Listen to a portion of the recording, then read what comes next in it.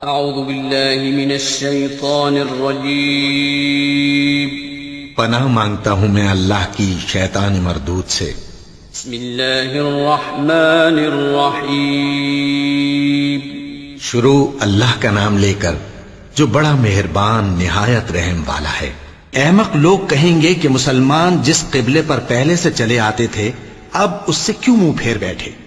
تم کہہ دو کہ مشرق اور مغرب سب اللہ ہی کا ہے، وہ جس کو چاہتا ہے سیدھے رستے پر چلاتا ہے، اور اسی طرح ہم نے تم کو امت معتدل بنایا ہے تاکہ تم لوگوں پر گواہ بنو اور پیغمبر آخر الزمان صلی اللہ علیہ وآلہ وسلم تم پر گواہ بنے۔ اور جس قبلے پر تم پہلے تھے اس کو ہم نے اس لیے مقرر کیا تھا کہ معلوم کریں کہ کون ہمارے پیغمبر کا تابع رہتا ہے اور کون الٹے پاؤں پھر جاتا ہے۔ اور یہ بات یعنی تحویل قبلہ لوگوں کو گراں معلوم ہوئی، مگر جن کو اللہ نے ہدایت بخشی ہے وہ اسے گراں نہیں سمجھتے، اور اللہ ایسا نہیں کہ تمہارے ایمان کو یوں ہی ضائع کر دے۔ اللہ تو لوگوں پر بڑا مہربان ہے، صاحب رحمت ہے۔ اے پیغمبر صلی اللہ علیہ وآلہ وسلم، ہم تمہارا آسمان کی طرف منہ اٹھانا دیکھ رہے ہیں، سو ہم تم کو اسی قبلے کی طرف جس کو تم پسند کرتے ہو منہ کرنے کا حکم دیں گے، تو اپنا منہ مسجد حرام یعنی خانہ کعبہ کی طرف پھیر لو، اور تم لوگ جہاں ہوا کرو نماز پڑھنے کے وقت اسی مسجد کی طرف منہ کر لیا کرو۔ اور جن لوگوں کو کتاب دی گئی ہے وہ خوب جانتے ہیں کہ یہ نیا قبلہ ان کے پروردگار کی طرف سے حق ہے، اور جو کام یہ لوگ کرتے ہیں اللہ ان سے بے خبر نہیں۔ اور اگر تم ان اہل کتاب کے پاس تمام نشانیاں بھی لے کر آؤ تو بھی یہ تمہارے قبلے کی پیروی نہ کریں، اور تم بھی ان کے قبلے کی پیروی کرنے والے نہیں ہو، اور ان میں سے بھی بعض کے قبلے کے پیرو نہیں۔ اور اگر تم باوجود اس کے کہ تمہارے پاس علم یعنی اللہ کا حکم آ چکا ہے ان کی خواہشوں کے پیچھے چلو گے تو ظالموں میں ہو جاؤ گے۔ جن لوگوں کو ہم نے کتاب دی ہے وہ ان پیغمبر آخر الزمان صلی اللہ علیہ وآلہ وسلم کو اس طرح پہچانتے ہیں جس طرح اپنے بیٹوں کو پہچانا کرتے ہیں، مگر ایک فریق ان میں سے سچی بات کو جان بوجھ کر چھپا رہا ہے۔ اے پیغمبر صلی اللہ علیہ وآلہ وسلم، یہ نیا قبلہ تمہارے پروردگار کی طرف سے حق ہے، تو تم ہرگز شک کرنے والوں میں نہ ہونا، اور ہر ایک شخص کے لیے ایک سمت مقرر ہے جدھر وہ عبادت کے وقت منہ کیا کرتا ہے، تو تم نیکیوں میں سبقت حاصل کرو۔ تم جہاں ہوگے اللہ تم سب کو جمع کرے گا، بے شک اللہ ہر چیز پر قادر ہے۔ اور تم جہاں سے نکلو نماز میں اپنا منہ مسجد حرام کی طرف کر لیا کرو، بے شبہ یہ تمہارے پروردگار کی طرف سے حق ہے، اور تم لوگ جو کچھ کرتے ہو اللہ اس سے بے خبر نہیں۔ اور تم جہاں سے نکلو مسجد حرام کی طرف منہ کر کے نماز پڑھا کرو، اور مسلمانوں تم جہاں ہوا کرو اسی مسجد کی طرف رخ کیا کرو۔ یہ تاکید اس لیے کی گئی ہے کہ لوگ تم کو کسی طرح کا الزام نہ دے سکیں، مگر ان میں سے جو ظالم ہیں وہ الزام دیں تو دیں، سو ان سے مت ڈرنا اور مجھی سے ڈرتے رہنا۔ اور یہ بھی مقصود ہے کہ میں تم کو اپنی تمام نعمتیں بخشوں، اور یہ بھی کہ تم راہ راست پر چلو۔ جس طرح من جملہ اور نعمتوں کے ہم نے تمہیں میں سے ایک رسول بھیجے ہیں جو تم کو ہماری آیتیں پڑھ پڑھ کر سناتے اور تمہیں پاک بناتے، اور کتاب یعنی قرآن اور دانائی سکھاتے ہیں، اور ایسی باتیں بتاتے ہیں جو تم پہلے نہیں جانتے تھے۔ سو تم مجھے یاد کیا کرو، میں تمہیں یاد کیا کروں گا، اور میرا احسان مانتے رہنا اور میری ناشکری نہ کرنا۔ اے ایمان والو، صبر اور نماز سے مدد لیا کرو، بے شک اللہ صبر کرنے والوں کے ساتھ ہے۔ اور جو لوگ اللہ کی راہ میں مارے جائیں ان کی نسبت یہ نہ کہنا کہ وہ مرے ہوئے ہیں، وہ مردہ نہیں بلکہ زندہ ہیں، لیکن تم کو شعور نہیں۔ اور ہم کسی قدر خوف اور بھوک اور مال اور جانوں اور میووں کے نقصان سے تمہاری آزمائش کریں گے، اور صبر کرنے والوں کو بشارت سنا دو کہ ان لوگوں پر جب کوئی مصیبت واقع ہوتی ہے تو کہتے ہیں کہ ہم اللہ ہی کا مال ہیں اور اسی کی طرف لوٹ کر جانے والے ہیں۔ یہی لوگ ہیں جن پر ان کے پروردگار کی عنایتیں ہیں اور خصوصی رحمت بھی ہے، اور یہی سیدھے رستے پر ہیں۔ بے شک کوہ صفا اور مروہ اللہ کی نشانیوں میں سے ہیں، تو جو شخص خانہ کعبہ کا حج یا عمرہ کرے اس پر کچھ گناہ نہیں کہ دونوں کے درمیان چکر لگائے، بلکہ یہ ایک نیک کام ہے، اور جو کوئی نیک کام کرے تو اللہ قدردان ہے، دانا ہے۔ جو لوگ ہمارے حکموں اور ہدایتوں کو جو ہم نے نازل کی ہیں کسی غرض فاسد سے چھپاتے ہیں، باوجود کہ ہم نے ان کو لوگوں کے سمجھانے کے لیے اپنی کتاب میں کھول کھول کر بیان کر دیا ہے، ایسوں پر اللہ اور تمام لعنت کرنے والے لعنت کرتے ہیں۔ ہاں، جو توبہ کرتے ہیں اور اپنی حالت درست کر لیتے ہیں اور احکام الہی کو صاف صاف بیان کر دیتے ہیں تو میں ان کے قصور معاف کر دیتا ہوں، اور میں بڑا معاف کرنے والا بڑا مہربان ہوں۔ جو لوگ کافر ہوئے اور کافر ہی مرے، ایسوں پر اللہ کی اور فرشتوں کی اور انسانوں کی سب کی لعنت، وہ ہمیشہ اسی لعنت میں گرفتار رہیں گے۔ ان سے نہ تو عذاب ہلکا ہی کیا جائے گا اور نہ انہیں کچھ مہلت ملے گی۔ اور لوگوں، تمہارا معبود ایک ہی معبود ہے، اس بڑے مہربان اور رحم والے کے سوا کوئی عبادت کے لائق نہیں۔ بے شک آسمانوں اور زمین کے پیدا کرنے میں اور رات اور دن کے ایک دوسرے کے پیچھے آنے جانے میں اور کشتیوں اور جہازوں میں جو سمندر میں لوگوں کے فائدے کے لیے رواں ہیں، اور میں جس کو اللہ آسمان سے برساتا اور اس سے زمین کو اس کے مردہ ہو جانے کے بعد زندہ یعنی خشک ہو جانے کے بعد سرسبز کر دیتا ہے، اور زمین پر ہر قسم کے جانور پھیلانے میں اور ہواؤں کے چلانے میں اور بادلوں میں جو آسمان اور زمین کے درمیان گھرے رہتے ہیں، عقل مندوں کے لیے اللہ کی قدرت کی نشانیاں ہیں۔ اور بعض لوگ ایسے ہیں جو غیر اللہ کو اللہ کا شریک بناتے اور ان سے اللہ کی سی محبت کرتے ہیں، لیکن جو ایمان والے ہیں وہ تو اللہ ہی کے سب سے زیادہ دوست دار ہیں۔ اور اے کاش ظالم لوگ جو بات عذاب کے وقت دیکھیں گے اب دیکھ لیتے کہ سخت طرح کی طاقت اللہ ہی کو ہے، اور یہ کہ اللہ سخت عذاب کرنے والا ہے۔ اس دن کفر کے پیشوا اپنے پیروں سے بیزاری ظاہر کریں گے اور دونوں عذاب الہی دیکھ لیں گے اور ان کے آپس کے تعلقات منقطع ہو جائیں گے۔ یہ حال دیکھ کر پیروی کرنے والے حسرت سے کہیں گے کہ اے کاش ہمیں پھر دنیا میں جانا نصیب ہو، تاکہ جس طرح یہ ہم سے بیزار ہو رہے ہیں اسی طرح ہم بھی ان سے بیزار ہوں۔ اس طرح اللہ ان کے اعمال حسرت بنا کر دکھائے گا اور وہ دوزخ سے نکل نہیں سکیں گے۔ لوگوں، جو چیزیں زمین میں حلال طیب ہیں وہ کھاؤ، اور شیطان کے قدموں پر نہ چلو، وہ تمہارا کھلا دشمن ہے۔ وہ تو تم کو برائی اور بے حیائی ہی کے کام کرنے کو کہتا ہے، اور یہ بھی کہ اللہ کی نسبت ایسی باتیں کہو جن کا تمہیں کچھ بھی علم نہیں۔ اور جب ان لوگوں سے کہا جاتا ہے کہ جو کتاب اللہ نے نازل فرمائی ہے اس کی پیروی کرو، تو کہتے ہیں نہیں، بلکہ ہم تو اسی چیز کی پیروی کریں گے جس پر ہم نے اپنے باپ دادا کو پایا۔ بھلا اگرچہ ان کے باپ دادا نہ کچھ سمجھتے ہوں اور نہ سیدھے رستے پر ہوں، تب بھی وہ انہی کی تقلید کیے جائیں گے۔ جو لوگ کافر ہیں ان کی مثال اس شخص کی سی ہے جو کسی ایسی چیز کو آواز دے جو پکار اور آواز کے سوا کچھ سن نہ سکے۔ یہ بہرے ہیں، گونگے ہیں، اندھے ہیں کہ کچھ سمجھ ہی نہیں سکتے۔ اے اہل ایمان، جو پاکیزہ چیزیں ہم نے تم کو عطا فرمائی ہیں ان کو کھاؤ، اور اگر اللہ ہی کے بندے ہو تو اس کی نعمتوں کا شکر بھی ادا کرو۔ اس نے تو تم پر بس مرا ہوا جانور اور لہو اور سور کا گوشت اور جس چیز پر اللہ کے سوا کسی اور کا نام پکارا جائے حرام کر دیا ہے۔ ہاں، جو مجبور ہو جائے بشرطے کہ اللہ کی نافرمانی نہ کرے اور حد ضرورت سے باہر نہ نکل جائے، اس پر کچھ گناہ نہیں۔ بے شک اللہ بخشنے والا ہے، رحم کرنے والا ہے۔ جو لوگ اللہ کی کتاب سے ان آیتوں اور ہدایتوں کو جو اس نے نازل فرمائی ہیں چھپاتے اور ان کے بدلے تھوڑی سی قیمت یعنی دنیاوی منفعت حاصل کرتے ہیں، وہ اپنے پیٹوں میں محض آگ بھرتے ہیں۔ ایسے لوگوں سے اللہ قیامت کے دن نہ کلام کرے گا اور نہ ان کو گناہوں سے پاک کرے گا، اور ان کے لیے دکھ دینے والا عذاب ہے۔ یہ وہ لوگ ہیں جنہوں نے ہدایت چھوڑ کر گمراہی اور بخشش چھوڑ کر عذاب خرید لیا۔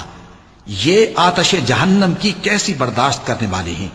یہ اس لیے کہ اللہ نے کتاب سچائی کے ساتھ نازل فرمائی، اور جن لوگوں نے اس کتاب میں اختلاف کیا وہ ضد میں آ کر نیکی سے دور ہو گئے ہیں۔ نیکی یہی نہیں کہ تم مشرق و مغرب کو قبلہ سمجھ کر ان کی طرف منہ کر لو، بلکہ نیکی یہ ہے کہ لوگ اللہ پر اور روز آخر پر اور فرشتوں پر اور اللہ کی کتاب پر اور پیغمبروں پر ایمان لائیں، اور مال باوجود عزیز رکھنے کے رشتہ داروں اور یتیموں اور محتاجوں اور مسافروں اور مانگنے والوں کو دیں، اور گردنوں کے چھڑانے میں خرچ کریں، اور نماز پڑھیں اور زکوٰۃ دیں، اور جب عہد کر لیں تو اس کو پورا کریں، اور سختی اور تکلیف میں اور جنگ کے وقت ثابت قدم رہیں۔ یہی لوگ ہیں جو ایمان میں سچے ہیں، اور یہی ہیں جو اللہ سے ڈرنے والے ہیں۔ مومنوں، تم کو مقتولوں کے بارے میں قصاص یعنی خون کے بدلے خون کا حکم دیا جاتا ہے، اس طرح پر کہ آزاد کے بدلے آزاد مارا جائے، اور غلام کے بدلے غلام، اور عورت کے بدلے عورت۔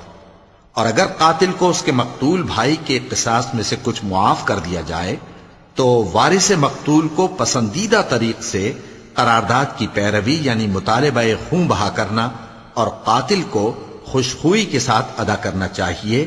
یہ تمہارے پروردگار کی طرف سے تمہارے لیے آسانی اور مہربانی ہے۔ اب جو اس کے بعد زیادتی کرے اس کے لیے دکھ کا عذاب ہے۔ اور اے اہل عقل، حکم قصاص میں تمہاری زندگانی ہے کہ تم قتل و خونریزی سے بچو۔ تم پر فرض کیا جاتا ہے کہ جب تم میں سے کسی کو موت کا وقت آ جائے تو اگر وہ کچھ مال چھوڑ جانے والا ہو تو ماں باپ اور رشتہ داروں کے لیے دستور کے مطابق وصیت کر جائے۔ اللہ سے ڈرنے والوں پر یہ ایک حق ہے۔ پھر جو شخص وصیت کو سننے کے بعد اس کو بدل ڈالے تو اس کے بدلنے کا گناہ انہی لوگوں پر ہے جو اس کو بدلیں، اور بے شک اللہ سنتا جانتا ہے۔ اب اگر کسی کو وصیت کرنے والے کی طرف سے کسی وارث کی طرفداری یا حق تلفی کا اندیشہ ہو تو اگر وہ وصیت کو بدل کر وارثوں میں صلح کرا دے تو اس پر کچھ گناہ نہیں، بے شک اللہ بخشنے والا ہے، رحم والا ہے۔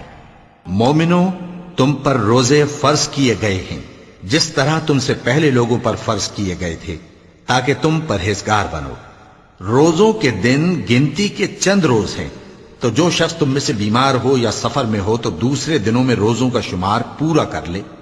اور جو لوگ روزہ رکھنے کی طاقت رکھیں لیکن رکھیں نہیں، وہ روزے کے بدلے محتاج کو کھانا کھلا دیں۔ اور جو کوئی اپنی مرضی سے زیادہ نیکی کرے تو اس کے حق میں زیادہ اچھا ہے، اور اگر سمجھو تو روزہ رکھنا ہی تمہارے حق میں بہتر ہے۔ روزوں کا مہینہ رمضان کا مہینہ ہے جس میں قرآن اول نازل ہوا، جو لوگوں کا رہنما ہے اور جس میں ہدایت کی کھلی نشانیاں ہیں اور جو حق و باطل کو الگ الگ کرنے والا ہے۔ تو جو کوئی تم میں سے اس مہینے میں موجود ہو چاہیے کہ پورے مہینے کے روزے رکھے، اور جو بیمار ہو یا سفر میں ہو تو دوسرے دنوں میں روزے رکھ کر ان کا شمار پورا کر لے۔ اللہ تمہارے حق میں آسانی چاہتا ہے اور سختی نہیں چاہتا، اور یہ آسانی کا حکم اس لیے دیا گیا ہے کہ تم روزوں کا شمار پورا کر لو، اور اس احسان کے بدلے کہ اللہ نے تم کو ہدایت بخشی ہے تم اس کو بزرگی سے یاد کرو اور اس کا شکر کرو۔ اور اے پیغمبر، جب تم سے میرے بندے میرے بارے میں دریافت کریں تو انہیں معلوم ہو کہ میں تو تمہارے پاس ہی ہوں۔ جب کوئی پکارنے والا مجھے پکارتا ہے تو میں اس کی دعا قبول کرتا ہوں، تو ان کو چاہیے کہ میرے حکموں کو مانیں اور مجھ پر ایمان رکھیں تاکہ نیک رستہ پائیں۔ روزوں کی راتوں میں تمہارے لیے اپنی عورتوں کے پاس جانا جائز کر دیا گیا ہے، وہ تمہاری پوشاک ہیں اور تم ان کی پوشاک ہو۔ اللہ کو معلوم ہے کہ تم ان کے پاس جانے سے اپنے حق میں خیانت کرتے تھے، سو اس نے تم پر مہربانی کی اور تمہاری حرکات سے درگزر فرمائی، تو اب تم کو اختیار ہے کہ ان سے مباشرت کرو۔ اور اللہ نے جو چیز تمہارے لیے لکھ رکھی ہے یعنی اولاد، اس کو اللہ سے طلب کرو اور کھاؤ اور پیو، یہاں تک کہ صبح کی سفید دھاری رات کی سیاہ دھاری سے الگ نظر آنے لگے، پھر روزہ رکھ کر رات تک پورا کرو۔ اور جب تم مسجدوں میں اعتکاف بیٹھتے ہو تو ان سے مباشرت نہ کرو، یہ اللہ کی حدیں ہیں، ان کے پاس نہ جانا۔ اسی طرح اللہ اپنی آیتیں لوگوں کے سمجھانے کے لیے کھول کھول کر بیان فرماتا ہے تاکہ وہ پرہیزگار بنے۔ اور آپس میں ایک دوسرے کا مال ناحق نہ کھاؤ، اور نہ اس کو رشوتاً حاکموں کے پاس پہنچاؤ تاکہ لوگوں کے مال کا کچھ حصہ ناجائز طور پر کھا جاؤ، اور اسے تم جانتے بھی ہو۔ اے پیغمبر، لوگ تم سے نئے چاند کے بارے میں دریافت کرتے ہیں کہ گھٹتا بڑھتا کیوں ہے؟ کہہ دو کہ وہ لوگوں کے کاموں کی میعادیں اور حج کے وقت معلوم ہونے کا ذریعہ ہے، اور نیکی اس بات میں نہیں کہ احرام کی حالت میں گھروں میں ان کے پچھواڑے کی طرف سے آؤ، بلکہ نیکوکار وہ ہے جو پرہیزگار ہو، اور گھروں میں ان کے دروازوں سے آیا کرو اور اللہ سے ڈرتے رہو تاکہ کامیاب ہو جاؤ۔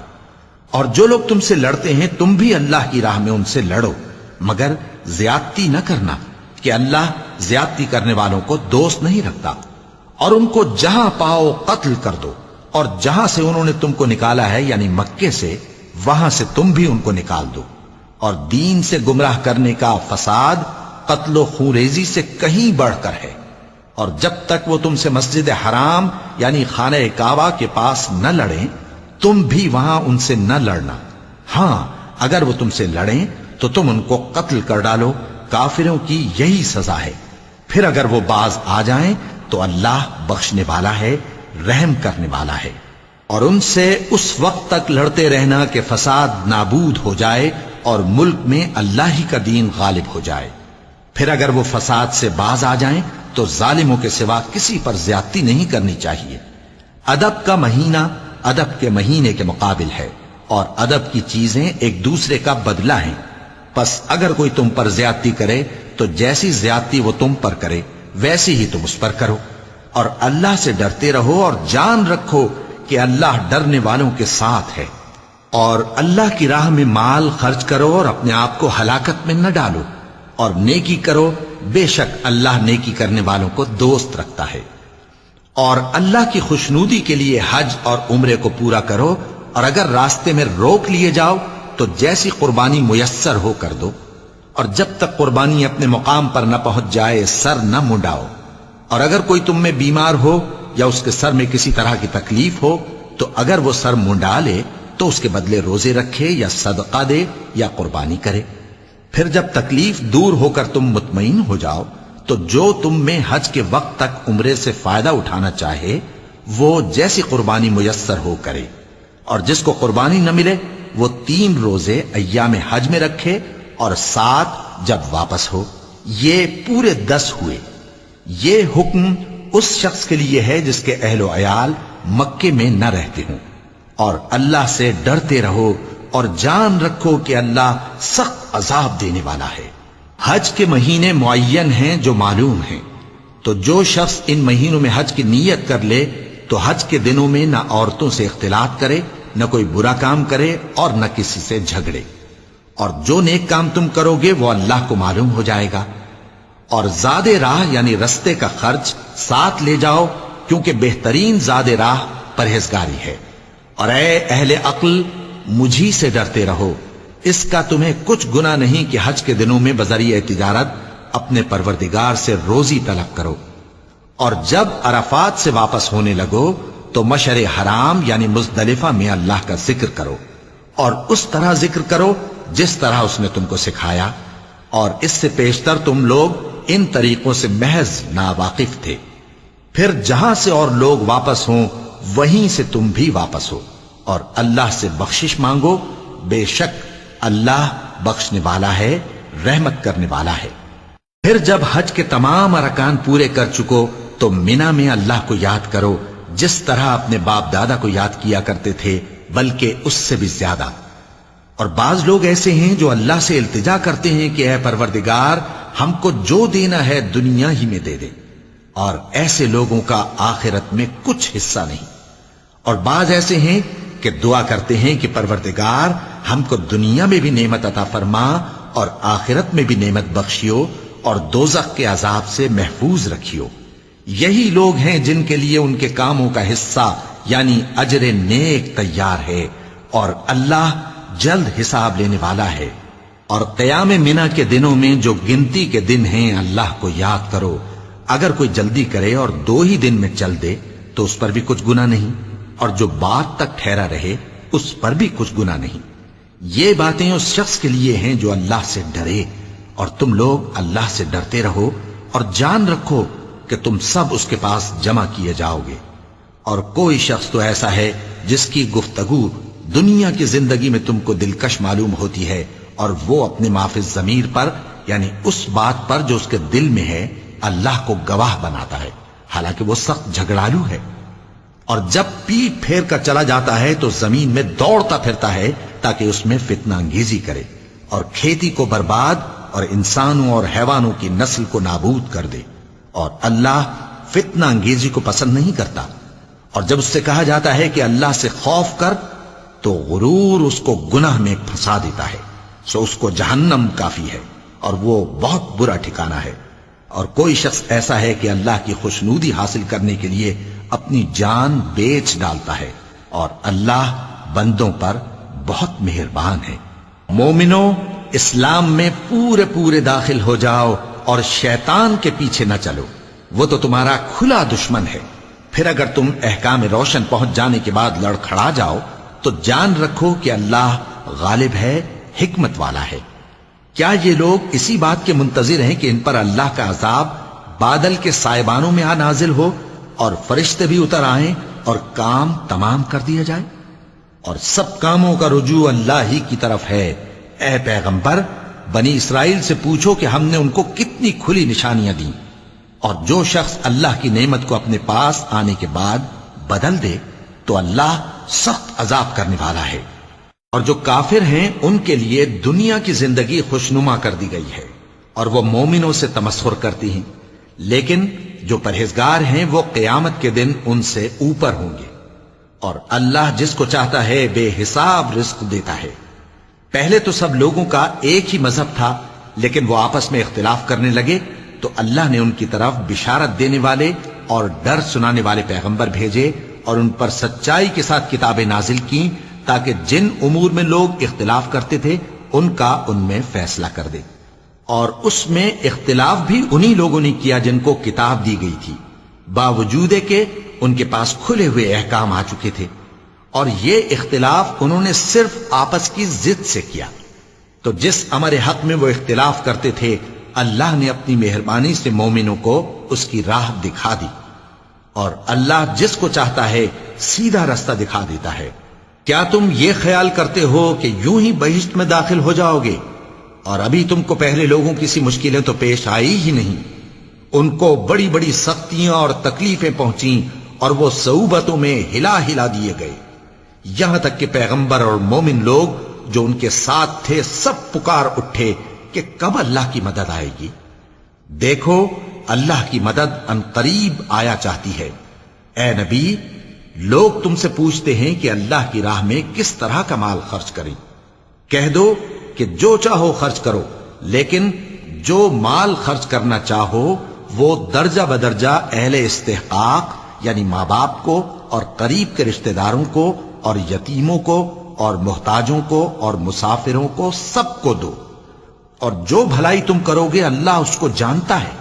مسلمانوں، تم پر اللہ کے رستے میں لڑنا فرض کر دیا گیا ہے، اور وہ تمہیں ناگوار تو ہوگا، مگر عجب نہیں کہ ایک چیز تم کو بری لگے اور وہ تمہارے حق میں بھلی ہو، اور عجب نہیں کہ ایک چیز تم کو بھلی لگے اور وہ تمہارے لیے مضر ہو، اور ان باتوں کو اللہ ہی بہتر جانتا ہے اور تم نہیں جانتے۔ اے پیغمبر، لوگ تم سے عزت والے مہینوں میں لڑائی کرنے کے بارے میں دریافت کرتے ہیں، کہہ دو کہ ان میں لڑنا بڑا گناہ ہے، اور اللہ کی راہ سے روکنا اور اس سے کفر کرنا اور مسجد حرام یعنی خانہ کعبہ میں جانے سے بند کرنا اور اہل مسجد کو اس میں سے نکال دینا جو یہ کفار کرتے ہیں، اللہ کے نزدیک اس سے بھی زیادہ گناہ ہے، اور فتنہ انگیزی خونریزی سے بھی بڑھ کر ہے۔ اور یہ لوگ ہمیشہ تم سے لڑتے رہیں گے، یہاں تک کہ اگر مقدور رکھیں تو تم کو تمہارے دین سے پھیر دیں، اور جو کوئی تم میں سے اپنے دین سے پھر کر کافر ہو جائے گا اور کافر ہی مرے گا تو ایسے لوگوں کے اعمال دنیا اور آخرت دونوں میں برباد ہو جائیں گے، اور یہی لوگ دوزخ میں جانے والے ہیں جس میں ہمیشہ رہیں گے۔ جو لوگ ایمان لائے اور اللہ کے لیے وطن چھوڑ گئے اور کفار سے جنگ کرتے رہے وہی اللہ کی رحمت کے امیدوار ہیں، اور اللہ بخشنے والا ہے، رحمت کرنے والا ہے۔ اے پیغمبر، لوگ تم سے شراب اور جوئے کا حکم دریافت کرتے ہیں، کہہ دو کہ ان میں گناہ بڑے ہیں اور لوگوں کے لیے کچھ فائدے بھی ہیں، مگر ان کے گناہ فائدوں سے کہیں زیادہ ہیں۔ اور یہ بھی تم سے پوچھتے ہیں کہ اللہ کی راہ میں کون سا مال خرچ کریں۔ کہہ دو کہ جو ضرورت سے زیادہ ہو. اس طرح اللہ تمہارے لیے اپنے احکام کھول کھول کر بیان فرماتا ہے تاکہ تم سوچو، یعنی دنیا اور آخرت کی باتوں میں غور کرو. اور تم سے یتیموں کے بارے میں بھی دریافت کرتے ہیں، کہہ دو کہ ان کی حالت کی اصلاح بہت اچھا کام ہے، اور اگر تم ان سے مل جل کر رہنا یعنی خرچ اکٹھا رکھنا چاہو تو وہ تمہارے بھائی ہیں، اور اللہ خوب جانتا ہے کہ خرابی کرنے والا کون ہے اور اصلاح کرنے والا کون. اور اگر اللہ چاہتا تو تم کو تکلیف میں ڈال دیتا، بے شک اللہ غالب ہے، حکمت والا ہے. اور مومنوں مشرک عورتوں سے جب تک وہ ایمان نہ لائیں نکاح نہ کرنا، کیونکہ مشرک عورت خواہ تم کو کیسی ہی بھلی لگے اس سے مومن لونڈی بہتر ہے. اور اسی طرح مشرک مرد جب تک ایمان نہ لائیں مومن عورتوں کو ان کی زوجیت میں نہ دینا، کیونکہ مشرک مرد سے خواہ وہ تم کو کیسا ہی بھلا لگے مومن غلام بہتر ہے. یہ مشرک لوگوں کو دوزخ کی طرف بلاتے ہیں، اور اللہ اپنی مہربانی سے بہشت اور بخشش کی طرف بلاتا ہے، اور اپنے حکم لوگوں سے کھول کھول کر بیان کرتا ہے تاکہ نصیحت حاصل کریں. اور تم سے حیض کے بارے میں دریافت کرتے ہیں، کہہ دو وہ تو نجاست ہے، سو ایام حیض میں عورتوں سے کنارہ کش رہو، اور جب تک وہ پاک نہ ہو جائیں ان سے مقاربت نہ کرو. ہاں جب وہ پاک ہو جائیں تو جس طریق سے اللہ نے تمہیں ارشاد فرمایا ہے ان کے پاس جاؤ. کچھ شک نہیں کہ اللہ توبہ کرنے والوں اور پاک صاف رہنے والوں کو دوست رکھتا ہے. تمہاری عورتیں تمہاری کھیتی ہیں، تو اپنی کھیتی میں جس طرح چاہو جاؤ، اور اپنے لیے نیک عمل آگے بھیجو، اور اللہ سے ڈرتے رہو، اور جان رکھو کہ ایک دن تمہیں اس کے روبرو حاضر ہونا ہے. اور اے پیغمبر ایمان والوں کو بشارت سنا دو، اور اللہ کے نام کو اس بات کا ہیلا نہ بنانا کہ اس کی قسمیں کھا کھا کر سلوک کرنے اور پرہیزگاری کرنے اور لوگوں میں صلح و سازگاری کرانے سے رک جاؤ. اور اللہ سب کچھ سنتا ہے، جانتا ہے. اللہ تمہاری لغو قسموں پر تم سے مواخذہ نہیں کرے گا، لیکن جو قسمیں تم قصد دلی سے کھاؤ گے ان پر مواخذہ کرے گا.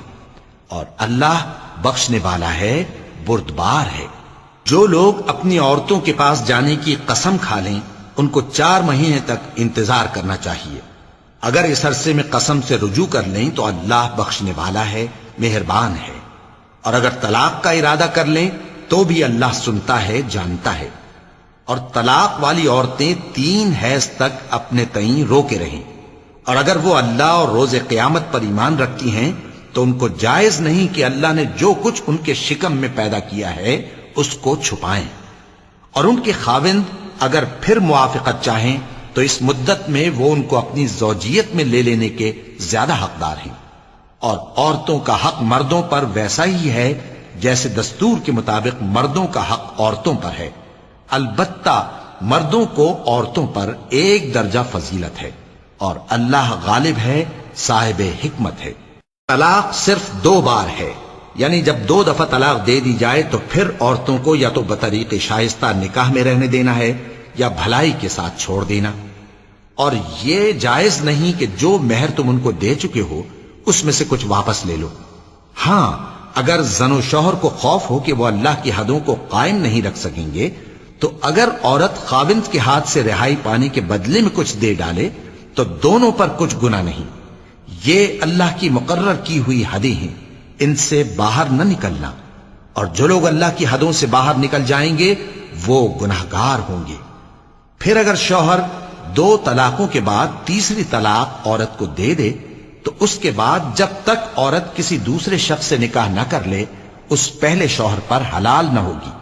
ہاں اگر دوسرا خاوند بھی طلاق دے دے اور عورت اور پہلا خاوند پھر ایک دوسرے کی طرف رجوع کر لیں تو ان پر کچھ گناہ نہیں، بشرطے کہ دونوں یقین کریں کہ اللہ کی حدوں کو قائم رکھ سکیں گے.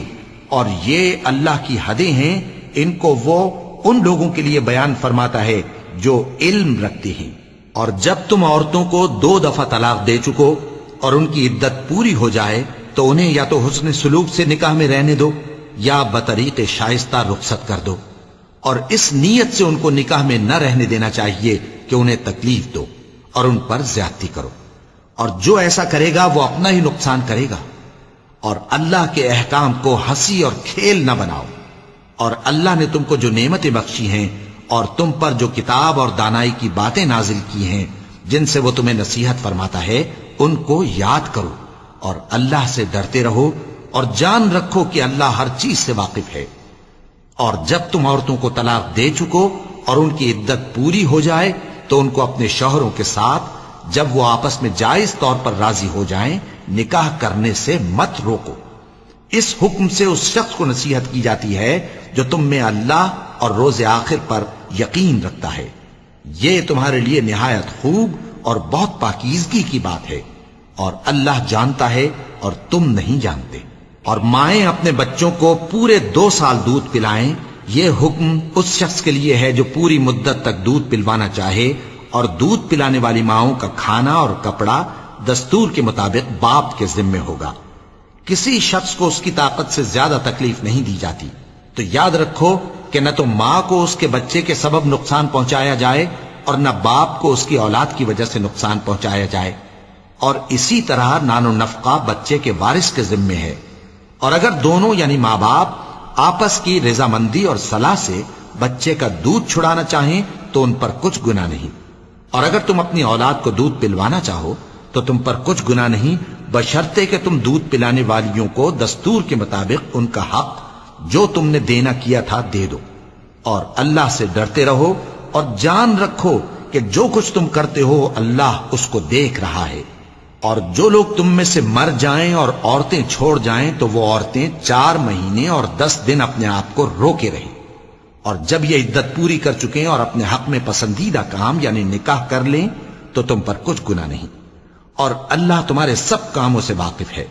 اگر تم اشارے کنائے میں عورتوں کو نکاح کا پیغام بھیجو یا نکاح کی خواہش کو اپنے دلوں میں مخفی رکھو تو تم پر کچھ گناہ نہیں۔ اللہ کو معلوم ہے کہ تم ان سے نکاح کا ذکر کرو گے، مگر ایام عدت میں اس کے سوا کے دستور کے مطابق کوئی بات کہہ دو، پوشیدہ طور پر ان سے قول و قرار نہ کرنا، اور جب تک عدت پوری نہ ہو لے نکاح کا پختہ ارادہ نہ کرنا۔ اور جان رکھو کہ جو کچھ تمہارے دلوں میں ہے اللہ کو سب معلوم ہے، تو اس سے ڈرتے رہو اور جان رکھو کہ اللہ بخشنے والا ہے، حلم والا ہے۔ اور اگر تم عورتوں کو ان کے پاس جانے یا ان کا مہر مقرر کرنے سے پہلے طلاق دے دو تو تم پر کچھ گناہ نہیں، ہاں ان کو دستور کے مطابق کچھ خرچ ضرور دو، یعنی مقدور والا اپنے مقدور کے مطابق دے اور تنگ دست اپنی حیثیت کے مطابق۔ نیک لوگوں پر یہ ایک طرح کا حق ہے۔ اور اگر تم عورتوں کو ان کے پاس جانے سے پہلے طلاق دے دو لیکن مہر مقرر کر چکے ہو تو آدھا مہر دینا ہوگا۔ ہاں اگر عورتیں مہر بخش دیں یا مرد جن کے ہاتھ میں عقد نکاح ہے اپنا حق چھوڑ دیں اور پورا مہر دے دیں تو ان کو اختیار ہے۔ اور اگر تم مرد لوگ ہی اپنا حق چھوڑ دو تو یہ پرہیزگاری کی بات ہے، اور آپس میں بھلائی کرنے کو فراموش نہ کرنا۔ کچھ شک نہیں کہ اللہ تمہارے سب کاموں کو دیکھ رہا ہے۔ مسلمانوں، سب نمازیں خصوصاً بیچ کی نماز یعنی نماز عصر پورے اہتمام کے ساتھ ادا کرتے رہو اور اللہ کے آگے ادب سے کھڑے رہا کرو۔ پھر اگر تم خوف کی حالت میں ہو تو پیادے یا سوار جس حال میں ہو نماز پڑھ لو۔ پھر جب امن و اطمینان ہو جائے تو جس طریق سے اللہ نے تم کو سکھایا ہے جو تم پہلے نہیں جانتے تھے اللہ کو یاد کرو۔ اور جو لوگ تم میں سے مر جائیں اور عورتیں چھوڑ جائیں وہ اپنی عورتوں کے حق میں وصیت کر جائیں کہ ان کو 1 سال تک خرچ دیا جائے اور گھر سے نہ نکالی جائیں۔ ہاں اگر وہ خود گھر سے چلی جائیں اور اپنے حق میں پسندیدہ کام یعنی نکاح کر لیں تو تم پر کچھ گناہ نہیں، اور اللہ زبردست ہے، حکمت والا ہے۔ اور مطلقہ عورتوں کو بھی دستور کے مطابق نان و نفقہ دینا چاہیے، پرہیزگاروں پر یہ بھی حق ہے۔ اسی طرح اللہ اپنے احکام تمہارے لیے بیان فرماتا ہے تاکہ تم سمجھو۔ بھلا تم نے ان لوگوں کو نہیں دیکھا جو شمار میں ہزاروں ہی تھے اور موت کے ڈر سے اپنے گھروں سے نکل بھاگے تھے، تو اللہ نے ان کو حکم دیا کہ مر جاؤ، پھر ان کو زندہ بھی کر دیا۔ کچھ شک نہیں کہ اللہ لوگوں پر مہربانی رکھتا ہے، لیکن اکثر لوگ شکر نہیں کرتے۔ اور مسلمانوں، اللہ کی راہ میں جہاد کرو اور جان رکھو کہ اللہ سب کچھ سنتا ہے، سب کچھ جانتا ہے۔ کون ہے کہ اللہ کو قرض حسنہ دے کہ وہ اس کے بدلے اس کو کئی گنا زیادہ دے گا، اور اللہ ہی روزی کو تنگ کرتا اور وہی اسے کشادہ کرتا ہے، اور تم اسی کی طرف لوٹ کر جاؤ گے۔ بھلا تم نے بنی اسرائیل کی ایک جماعت کو نہیں دیکھا جس نے موسیٰ کے بعد اپنے پیغمبر سے کہا کہ آپ ہمارے لیے ایک بادشاہ مقرر کر دیں تاکہ ہم اللہ کی راہ میں جہاد کریں؟ پیغمبر نے کہا کہ اگر تم کو جہاد کا حکم دیا جائے تو ایسا تو نہیں کہ لڑنے سے پہلو تہی کرو۔ وہ کہنے لگے کہ ہم اللہ کی راہ میں کیوں نہ لڑیں گے جبکہ ہم وطن سے خارج اور بال بچوں سے جدا کر دیے گئے۔ پھر جب ان کو جہاد کا حکم دیا گیا تو چند اشخاص کے سوا سب پھر گئے، اور اللہ ظالموں سے خوب واقف ہے۔ اور پیغمبر نے ان سے یہ بھی کہا کہ اللہ نے تم پر طالوت کو بادشاہ مقرر فرمایا ہے۔ وہ بولے کہ اسے ہم پر بادشاہی کا حق کیوں کر ہو سکتا ہے؟